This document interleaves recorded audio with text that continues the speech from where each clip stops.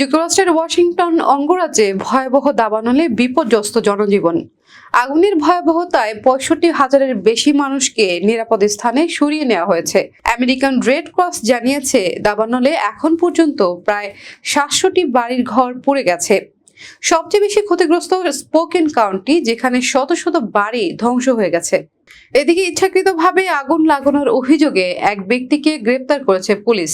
তদন্তকারীদের ধারণা তিনি ওল্ড টেইলস ফায়ার দাবানলের সঙ্গে জড়িত।